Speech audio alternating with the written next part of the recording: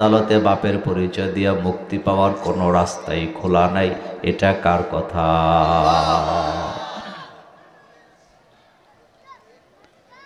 হযরত আদম আলাইহিস সালাম, তিনি পৃথিবীতে আগমনকারী প্রথম নবী, প্রথম মানুষ, আবুল বাশার। তার ছেলে কাবিল হাবিলের উপর অত্যাচার করলেন। আদম আলাইহিস সালাম নবী হওয়ার পরেও আল্লাহ তার ছেলেকে ছাড়েন নাই, বরং কাবিলের ব্যাপারে জাহান্নামের ঘোষণা কোরআনে আছে না? বাই হইয়া বাইয়ের উপরে অত্যাচার করার কারণে, বাই হইয়া বাইকে হত্যা করার কারণে, অথবা বাই হইয়া বাইকে ঠকানোর কারণে আদমের ছেলে হওয়ার পরেও আল্লাহ তাকে ছাড়েন নাই, চিরস্থায়ী জাহান্নামের ঘোষণা আল্লাহ দিলেন। তার দ্বারা বোঝা যায় বাপের পরিচয় দিয়া বাঁচার কোনো রাস্তা নাই। নিজের ঈমান আমল ঠিক থাকার দরকার আছে না? না, বাই হইয়া বাইরে ঠকায়া দেয়, বাই হইয়া বাইরে নিম্নমানের ঘরটা দিয়া নিজে ভালো ঘরটা নিয়ে যায়, নিম্নমানের জমিগুলা দিয়া নিজে ভালো ভালো জমিগুলা দখল করে। এমন জুলুমবাজ ভাই আমাদের কসবাতেও আছে না? না,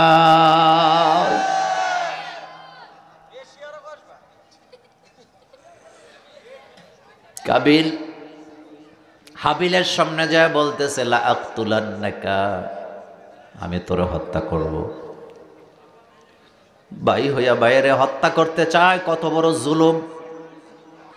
সামনে যায় বলতেছে, লা আক্তুলান্নাকা, আমি তোমারে হত্যা করব। ভাই কথা শোনার পর আশ্চর্য হয়ে গেছে, ভাই হয়ে আমাকে হত্যা করতে বলে, এটা কেমন ভাই? কত নরম সরে বলতেছে, লা ইমবাসাত্তা ইলাইয়া ইয়াদাকা লিতাকতুলানি, ও ভাই তুই আমার ভাই হওয়ার পরে যদি তুই আমারে মারার জন্য তোর হাতটা আমার দিকে প্রসারিত করস, আমি তোকে মারব না, আমার হাত দিয়ে আমি তোরে স্পর্শ করব না, আঘাত করব না। ইন্নী আখাফুল্লাহ, কারণ আমার হৃদয়ের ভিতরে আল্লাহর ভয় আছে না? না,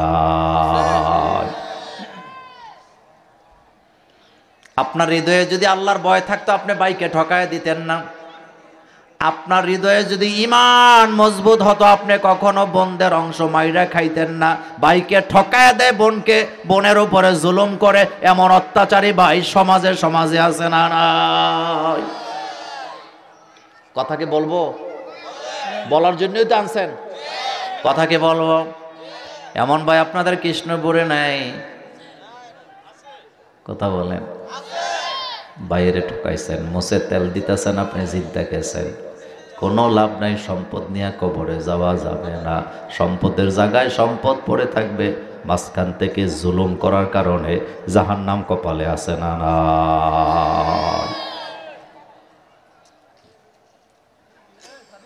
এবার হাবিল কি বলতেছে শোনেন। হাবিল তো বললেন, আমি তো আল্লাহকে ভয় পেয়ে আমি তোরে মারব না। তিনি আরো বলতেছেন, ইন্নী উরিদু আন তাবু, আমি এরাদা করলাম, বি ইসমি ওয়া ইসমিকা ফাতাকুনা মিন আসহাবিন নার, তুই আমাকে মারস, যদি আমার অপরাধ তোর অপরাধ একসাথে কাঁধে নিয়ে তুই জাহান্নামে যাবি। তাইলে বোঝা গেল কেউ যদি কাউকে বিনা কারণে হত্যা করে, যাকে মারলো তার অপরাধগুলা কাঁধে নিয়ে জাহান্নামে যাওয়া লাগে কি লাগে না?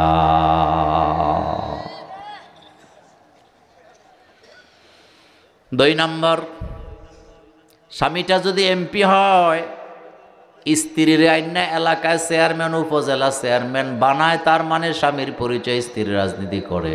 এমন ঘটনা বাংলাদেশে আছে না? না, কিন্তু কিয়ামতের ময়দানে স্বামীর পরিচয় দিয়ে স্ত্রী বাঁচতে পারবে না। যদি পারতো লূত আলাইহিস সালামের স্ত্রী জাহান্নামে যেত না।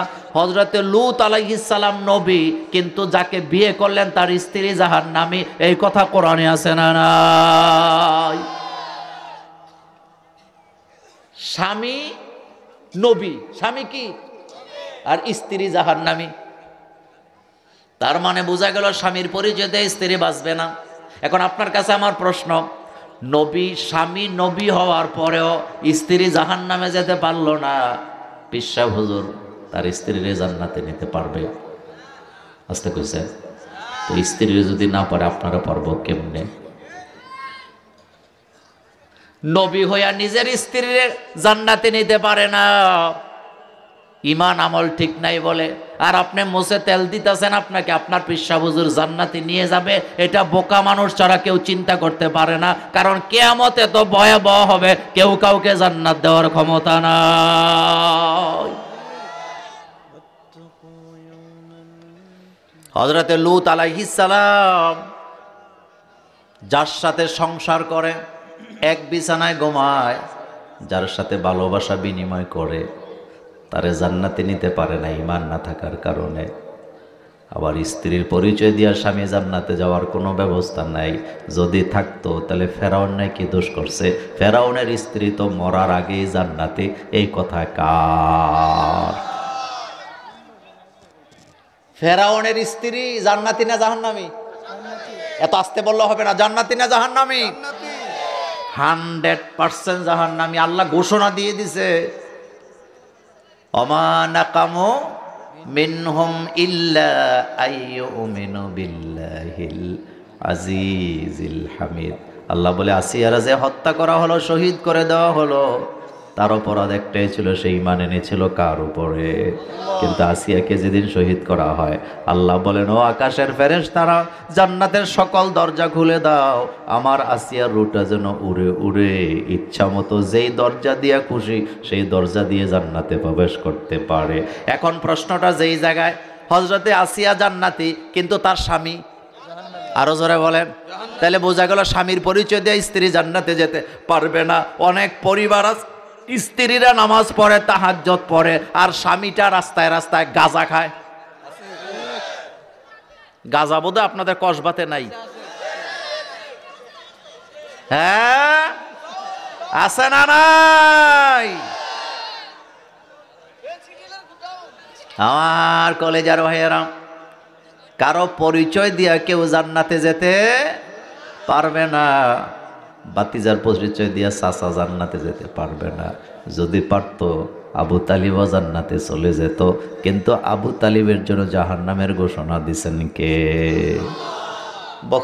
বুখারীর হাদিসে আসছে, রাসূলুল্লাহ সাল্লাল্লাহু আলাইহি ওয়াসাল্লাম চাচার কাছে যায়, বলতেছে, চাচা কালিমা যদি না পড়ো, ঈমান যদি না আনো, তুমি জান্নাতে যেতে পারবা না। এবার চাচাই কয়, ভাতিজা কালিমা পড়ব না, কালিমা পড়লে মক্কার কুরাইশের নেতারা আমাকে লজ্জা দিবে। রাসূলুল্লাহ বললেন, চাচা গো, কালিমা পড়লে মক্কার কুরাইশের নেতারা তোমাকে লজ্জা দিবে, আর কালিমা না পড়লে তুমি জাহান্নামের আগুনে জ্বলবা। আবু তালিব কয়, ভাতিজা দুনিয়ার মানুষের কাছে লজ্জা পাওয়ার চাইতে জাহান্নামের আগুনে জ্বলাটাকে আমি ভালো মনে করি। বোঝা গেছে কপালে হেদায়েত নেই। আল্লাহ রাসূল বলতেছেন, চাচা ঠিক আছে, কালিমা জোরে বলারও দরকার নাই, তুমি যে কালিমা পড়বা এটা আমি কারো কাছে জানাবো না, তুমি শুধু আস্তে আস্তে কালিমাটা পড়ো, আমি রাসূলুল্লাহ তোমাকে কিয়ামতে সুপারিশ করব। কয় না, সেটাও করব না। এবার আল্লাহ রাসূল কয়, চাচা তাইলে একটা কাজ করেন, আমি কালিমাটা পড়ি, আপনি আমার সাথে ঠোঁট নাড়েন, কিয়ামতের ময়দানে আল্লাহর আদালতে বলবো, আল্লাহ আমি নিজের চোখে দেখেছি আমার চাচা কালিমা পড়ছে, ঠোঁট নাড়ায়া নাড়ায়া আমি সুপারিশ করব। চাচা রাজি হয়েছেনি? আরো জোরে কর। রাসূলুল্লাহ কাঁদতে শুরু করলেন, চাচা জাহান্নামের দিকে চলে যায়। জিব্রাইল আমিনকে আল্লাহ পাঠায় দিলেন, জিব্রাইল যাও আমার হাবিবকে জানায়া দাও, ইন্নাকা লা তাহদি মান আহবাবতা ওয়ালাকিন্নাল্লাহা ইয়াহদি মান ইয়াশা। হাবিব আপনি চাইলেই তো যারে তারে ভালোবাসা দিয়ে হেদায়েত দিতে পারবেন না। হেদায়েতের চাবিটা কার কাছে? মসজিদওয়ালা বাড়ির লোক মসজিদে খুঁজে পাওয়া যায় না, এমন মানুষ আছে না নাই? কপালে কি নাই? আপনাদের এই গ্রামের নাম কি? কৃষ্ণপুরের লোকেরা গেছে কোডি সমনি আত্মীয়তা করার জন্য, ছেলে দেখতে গেছে, মেয়ে দেখতে গেছে। লোকেরা জিজ্ঞেস করে, তোমাদের বাড়ি কই? কয় কসবা। কয় কোন গ্রাম? কয় কৃষ্ণপুর। কোন বাড়ি? কয় মসজিদওয়ালা বাড়ি। কোথাও গেলে অহংকার করে, আমাদের বাড়িতে মসজিদ আছে, আমাদের বাড়িতে মাদ্রাসা আছে, আমার দাদা মসজিদে জায়গা দিয়ে গেছে, আমার আব্বা মসজিদে জায়গা দিছে। অথচ এই মসজিদুল্লাহ বাড়ির লোকগুলা 5 বেলা মসজিদে আজান হয়, তাদের চেহারাগুলি মসজিদে খুঁজে পাওয়া যায় না, এমন বাটপার আছে না? এতে মোছে তেল দিতেছে, মসজিদুল্লাহ বাড়ি জান্নাত ঠেকায় কে? আমি বলি বেটা, কাবা ঘরের সাথে বাড়ি হলেও জান্নাতে যাওয়া যাবে না যদি ঈমান আমল ঠিক না থাকে। যদি কাবা ঘরের পাশে বাড়ি থাকলে জান্নাতে যাওয়া যাইতো, তাহলে আবু জাহিল কি দোষ করছে?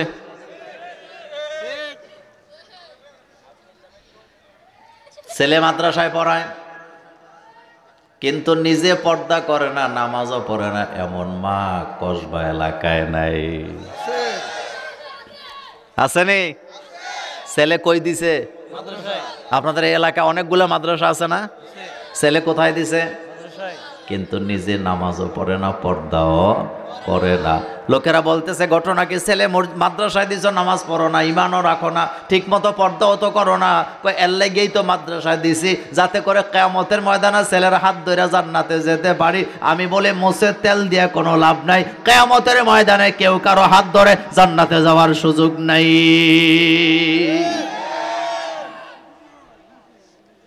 কিয়ামত বড় ভয়াবহ, কিয়ামত বড় ভয়াবহ হবে। সেই ব্যাপারে কয়েকটা কথা বলে দিয়ে যাব। আমার সাথে পড়েন, আউযু বিল্লাহি মিনাশ শাইতানির রাজীম, বিসমিল্লাহির রহমানির রহিম। ইয়া আইয়ুহান নাসু তাকু রাব্বাকুম ইন্না যালযালাতাস সাআতি শাইউন আযীম ইয়াওমা তারাউনাহা তাযহালু কুল্লু মুরদিআতিন আম্মা আরদাআত ওয়া তাদাউ কুল্লু যাতি হামলিন হামলাহা ওয়া তারান নাসা সুকারা ওয়া মা হুম বিসুকারা ওয়ালাকিন্না আযাবাল্লাহি শাদীদ। মনোযোগ আছে আপনাদের? কি ভয়াবহ কথা আল্লাহ এখানে বললেন, কি ভয়ানক কথা আল্লাহ পাক বললেন। সূরাতুল হজ, কোন সূরা? প্রথম আয়াতে আল্লাহ পাক বলছেন, ইয়া আইয়ুহান নাস, ও মানব জাতি। এই আয়াত শুধু মুসলমানের জন্য আল্লাহ নাজেল করে নাই, মুমিনের জন্য করে নাই, সমস্ত মানুষের জন্য নাজেল করছে কে? আল্লাহ। কোরআনের অসংখ্য মেসেজ আল্লাহ সবার জন্য নাজেল করছে। ইয়া আইয়ুহান নাস, ও দুনিয়ার মানুষেরা, ইত্তাকু, ভয় করো, রব্বাকুম, তোমাদের প্রতিপালককে, তোমাদের রবকে।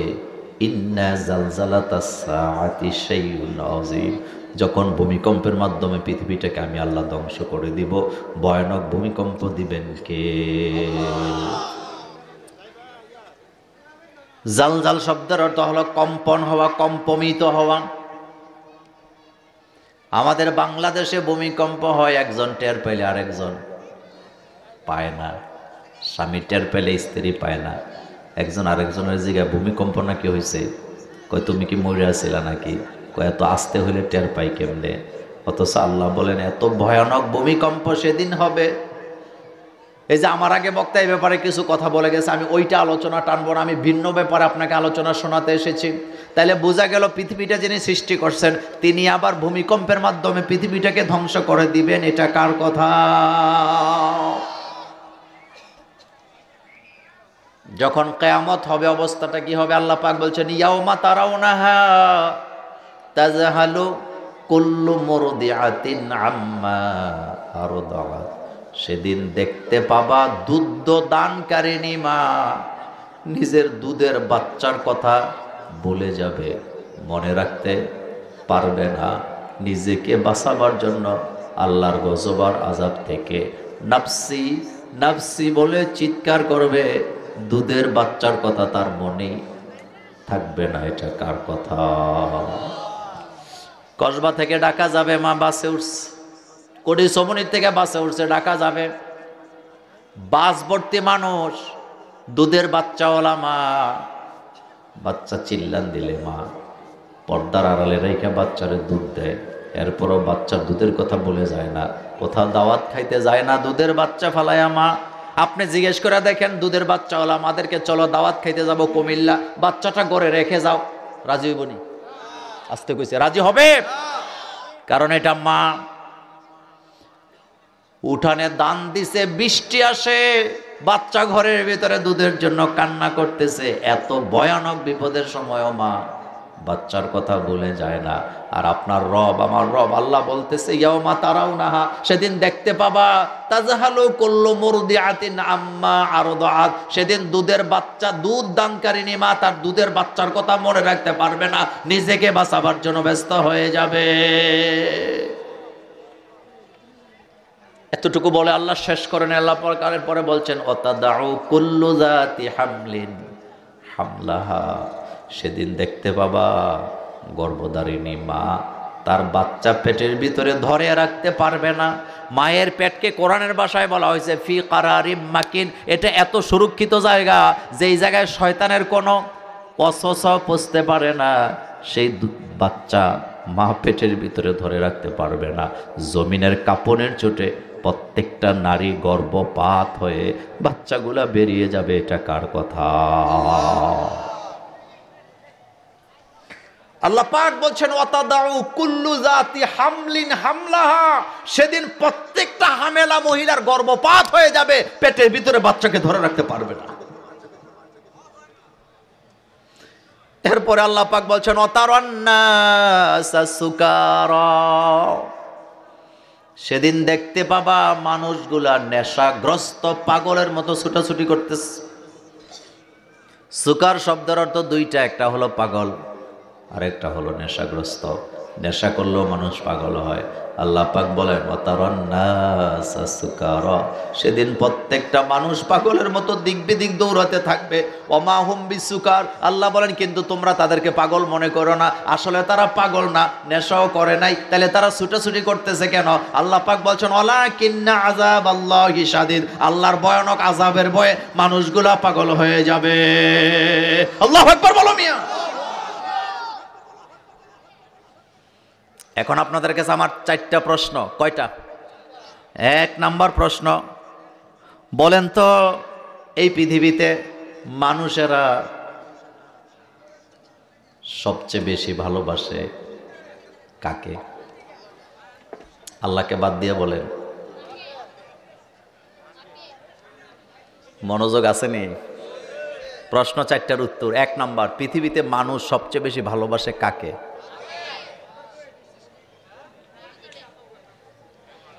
প্রত্যেকটা মানুষ তার নিজের সবচেয়ে বেশি ভালোবাসে।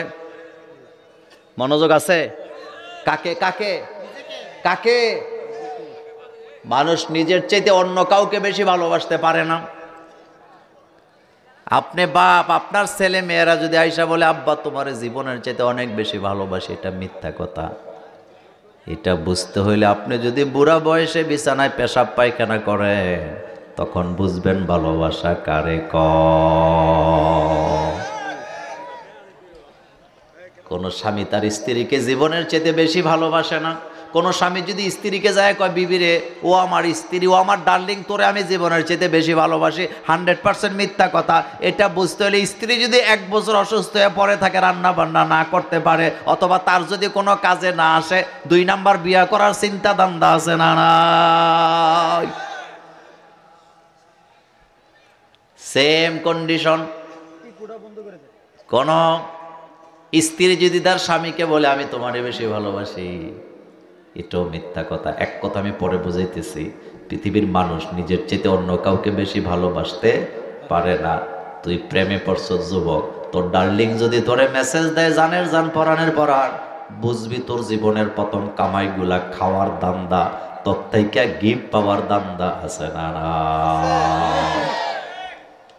হেতির জন্ম জানুয়ারি মাসের 10 তারিখ, কিন্তু জুন মাসে হেতে ওই যে জন্ম তারিখ বন্ধুরে জানাইতেছে, প্রশ্ন করতেছে তুমি তো আমার এত ভালোবাসো, বলো তো দেখি আমার জন্ম তারিখ কবে? আচ্ছা জন্ম তারিখ জানাইতেছে না, গিফট পাওয়ার আশা করতেছে।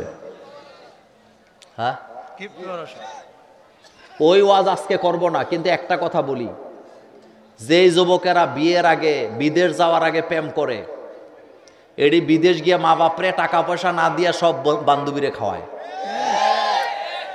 এই যুবক জীবনে কোনোদিন কোমর সোজা করে দাঁড়াতে পারে না। হেতি জাইঙ্গাটা শুদ্ধ হেতি লইয়া যায়, মা বাপরে দেয় না। কথা বলেন, কাকে দেয় না? মাকে, বাপকে, ভাইকে, বোনকে, কাউকে দেয় না। জীবনের প্রথম কামাইগুলো হেতির পিছে খরচ করে। এমন ভালো যুবক কসবাতে নাই। আমার কলেজার ভাইয়ারা, তাহলে 1 নাম্বার প্রশ্ন শেষ। মানুষ কাকে বেশি ভালোবাসে? বলেন, জোরে বলেন। 2 নাম্বার প্রশ্নের জবাব দেন। এই পৃথিবীতে সবাই আমাদের সাথে রাগ করে, সবাই আমাদের সাথে সম্পর্ক ছিন্ন করে। আব্বা আম্মা রাগ করলেও মাঝে মধ্যে 2-3 ঘন্টা কথা বলে না। স্ত্রী রাগ করলে রান্না বান্নাও করে না। কিন্তু একজনই আছেন, তিনি আমাদের সাথে রাগ করে 1 সেকেন্ডের জন্য আমাদের অক্সিজেনও বন্ধ করে না, আমাদের হার্ট বন্ধ করে না। তার নাম কি? সবাই রাগ করে, সম্পর্ক ছিন্ন করে। বন্ধু বান্ধব রাগ করলে মেসেজ দেওয়া বন্ধ করে দেয়, যোগাযোগ করে না। আব্বা আম্মাও রাগ করলে কয়েক ঘন্টা কথা বলে না। কিন্তু একজনই আছে আমাদের সাথে রাগ করে যোগাযোগ বন্ধ করে না। তার নাম কি? কোনো সন্দেহ আছে? অক্সিজেন বন্ধ করছে কোনোদিন রাগ কইরা? 3 নাম্বার প্রশ্নের জবাব দেন। কিয়ামতের ময়দান যেদিন সংগঠিত হবে, সেদিন আমি আপনি যখন আল্লাহর আদালতে ধরা পড়ে যাব, আপন বলতে 2 জন ছাড়া কেউ থাকবে না। আল্লাহ তো আপন আছে, নেই। রাসূলুল্লাহ ছাড়া আর কাউকে পাশে পাওয়া, আরো জোরে বলেন, যাবে নাকি? যাবে না। এটা জানার পরেও রাসূলের সুন্নতের প্রতি অবহেলা আছে না? আচ্ছা বলেন তো কসবার ভাইয়েরা, 20 বছর বয়সে দাড়ি রাখা আর 70 বছর বয়সে দাড়ি রাখা, দুইটা কি এক জিনিস? আসতে কইছেন, এক জিনিস? 70 বছর বয়সে যেটা দাড়ি রাখছে, এটা রাখছে 2 কারণ। একটা হলো এত বুড়া বয়সে দাড়ি না রাখলে খারাপ দেখা যায়, মানুষে বলবে কি। আরেকটা হলো কামাইতে গেলে গালের মধ্যে ব্লেড লাগিয়ে যায়, কারণ গাল তো বাঁকা হয়ে গেছে। এখন কই ঠিক আছে দাড়ি রাইখা দে। কিন্তু 20 বছর বয়সে যেটা দাড়ি রাখছে 100% রাসূলুল্লাহর ভালোবাসায় রেখেছে, এতে কোনো সন্দেহ নাই। আচ্ছা বলেন তো, 14 বছর বয়সে নামাজ ধরা আর 40 বছর বয়সে ধরা কি এক? 40 বছর বয়সে ধরছে কারণ হাঁটুতে একটু একটু ব্যথা আসে, কবরের কথা মনে পড়ছে, এখন নামাজ পড়া লাগবে বাধ্যতামূলক। কিন্তু 14 বছরে যেটা ধরছে, বুঝতে হবে তার কলিজার ভিতরে আল্লাহর ভয় আছে না নাই? তাহলে আমাদের সাথে রাগ করে না কে? আল্লাহ। 4 নাম্বার প্রশ্ন, কিয়ামত কবে হবে? হ্যাঁ, একটা কথা ভালো বলছে, আল্লাহ জেবলা দেয়, কথা তো সত্য। কিয়ামতের ডেট আল্লাহ কাউকে জানান নাই। কিয়ামত কিভাবে সংগঠিত হবে, কিয়ামতের মাঠের ভয়াবহতা কেমন হবে, এই কথাগুলো আল্লাহ আমাদেরকে বলেছেন। কিন্তু কিয়ামতের কোনো ডেট আল্লাহ কাউকে জানান নাই। 5টা জিনিসের ইলম আল্লাহ নিজের কাছে রেখে দিয়েছেন। কয়টা? ইন্নাল্লাহা ইনদাহু ইলমুস সাআ ওয়া ইউনাজ্জিলুল গায়স ওয়া ইয়ালামু মা ফিল আরহাম। আল্লাহ বলেন 5টা ইলম আমি আমার কাছে রাখছি। 1 নাম্বার, কিয়ামত কত তারিখে হবে, কবে হবে, এটা আমি আল্লাহ ছাড়া কেউ জানে না। 2 নাম্বারে, কোন জায়গায় কখন কতটুকু বৃষ্টি হবে, আমি আল্লাহ ছাড়া কেউ জানে না। 3 নাম্বার, মায়ের রেহেমের ভিতরে যে বাচ্চা আছে, পেটের ভিতরে যে বাচ্চা আছে, আমি আল্লাহ ছাড়া বাচ্চার খবর কেউ জানে না। এই খবর একমাত্র কার কাছে? 4 নাম্বার, আগামী দিন আমি আপনি কোথায় যাব, কি রিজিক গ্রহণ করব, আল্লাহ ছাড়া কেউ জানে না। আর 5 নাম্বার, আমার আপনার কোন জায়গায় কখন কিভাবে মৃত্যু হবে, সেটাও জানে কে? পানিতে পড়ে বাচ্চা মারা যায়, লোকেরা মায়েরে গালাগালি করে যে মহিলা ছেলের দেখে রাখলো না কেন? কথা ঠিক না? পানিতে পড়ে যদি বাচ্চা মারা যায়, কারে দোষী করে? আসতে কইছেন কাকে? মাকে দোষী করেন। কিন্তু আপনি একটা বার চিন্তা করার দরকার, আপনার কি মনে হয় মা কি বাচ্চাটারে পাহারা দেয় নাই? আসলে পাহারা দিছে ঠিক, কিন্তু আল্লাহ হায়াত দিছে এতটুকু। আপনি যদি সমস্ত পরিবারের লোকেরাও যদি বাচ্চা পাহারা দেন, আল্লাহ যদি তার হায়াত লিখে রাখেন 2.5 বছর, 1 সেকেন্ড বাড়াতে পারবেন না। যেদিন পানিতে পড়ে মারা যাবে সেদিন বাড়ির সকল লোকদেরকে আল্লাহ এমন ভাবে ভুলাইয়া রাখে, ফাঁক দিয়ে বাচ্চাটা পানিতে পড়ে মরে যায়। লোকেরা কয় মা দেখে রাখে নাই, অথচ সিদ্ধান্তটা ছিল কার? কুমিল্লা মুরাদনগর সুসুন্ডা একটা গ্রাম আছে, ওই গ্রামের একজন লোকের 5টা মেয়ের পরে একটা ছেলে হয়েছে। কয়টা মেয়ে? এরপরে একটা ছেলে হয়েছে। একটা মেয়েও তখন বিয়ে দেয় নাই। 5টা বোন ভাই নিয়ে কারাকারি করে পাহারা দেয়। নিজেও মসজিদ থেকে আইসা বাচ্চা কোলে নিয়ে বসে থাকে। তার স্ত্রী পাগলের মতো ছেলেটাকে ভালোবাসে, সোজা কথা নয়। 7টা মানুষ একটা বাচ্চার পেছনে শ্রম দেয়। পেশাব করতে দেরি, বোনেরা প্যান্টটা পাল্টাইতে দেরি নেই। এত আদরের বাচ্চা, বাড়ির কাছে কোনো পুকুরও নাই। মাটি দিয়ে আগের দিনে ঘর লেপতে এখন না বিল্ডিং বানাইছেন। উঠানের কোণার মধ্যে একটু মাটি উঠেছে ছোট্ট একটা গর্ত থেকে, যেটা দিয়ে ঘর লেপছে। ওই গর্তটা বৃষ্টি হওয়ার কারণে একটু পানি জমে আছে। এত আদরের বাচ্চা, তারা কেউ বলতে পারতেছে না। হঠাৎ তাকায়া দেখে বাচ্চাটা ওই গর্তের মধ্যে পড়ে মরে আছে। তো আপনি কি বলবেন পাহারা দেনে? আসলে ব্যাপার সেটা নয়। হায়াত এতটুকুনই দিয়া পাঠাইছে কে? এক কথায় বুঝাই দেই, আপনি যদি আপনার ছেলেটাকে সিন্ধুকে তালা দিয়েও রাখেন, হায়াত যদি না থাকে 1 সেকেন্ড আপনি তার হায়াত বাড়াতে পারবেন না। দিনাজপুর গেলেও নিরাপদে ফেরত আসবে যদি হায়াত থাকে। আর হায়াত না থাকলে কসবাও যাওয়া লাগবে না, ঘরের ভিতরেও মৃত্যু আছে না? নাই। আমরা অনেক সময় বলি আরে ওখানে যদি না যাইতো। ঝগড়া করতে যায় নাই, জাস্ট ঝগড়া দেখতে গিয়া মারা গেছে, এরকম ঘটনা আপনারা জানেন না? ঝগড়া করতে গেছে না দেখতে গেছে? কিন্তু আমি নিজে দেখছি ঝগড়া করি না, ঝগড়া করতেছে, এদিক থেকে দেশ দিক থেকে গুলি মারতেছে, সেটা মারতেছে, এটা মারতেছে, কিন্তু নিরপরাধ মানুষ দেখতেছে মারা গেছে। তার মানে বোঝা গেল তার হায়াত নাই। আল্লাহ বলেন আমি ছাড়া হায়াতের খবর কেউ জানে না। আপনাদের কপালে চুমু দিয়ে বলে যায় আপনি বুড়া হইবেন, তারপরে মারা যাবেন, এই চিন্তা মাথা থেকে দূর করেন। বরং যে কোনো সময় মালাকুল মউত আমাদের সামনে আসতে পারে কি পারে না। কবি আফসোস করে বলেছেন সেহেল সালে উমরে আজিজাত গুজাশত, সেহেল সালে উমরে আজিজাত গুজাশত, মেজাজে তো আজহা লতিফলে নেগার। কবি বলেন আমার জীবন থেকে 40টা বছর চলে গেছে। কয় বছর? এখন আমি খেলাধুলা নিয়ে ব্যস্ত আছি, টেলিভিশন নিয়ে, মোবাইল নিয়ে পড়ে আছি, অথচ আমার মাথার ভিতরে এখনো আখিরাতের চিন্তা আসে না। এমন মানুষ আছে না? না। সেই মানুষগুলাকে আল্লাহ পাক সতর্ক করছেন। কি বলে? আল্লাহ পাক বলেন অতাদাউ কুল্লু জাতি হামলিন হামলাহা, কিয়ামত যখন সংগঠিত হবে দেখতে পাবা পেটের ভিতরের বাচ্চা বেরিয়ে পড়ে যাবে। অতারান নাসা সুকারা, মানুষগুলা পাগলামি করবে, পাগল হয়ে যাবে। ওমা হুম বিসুকার, আসলে তো মানুষগুলা পাগল না, তাহলে পাগলামি কেন করে? একমাত্র আল্লাহর আযাবের ভয় হৃদয়ের ভিতরে আছে না?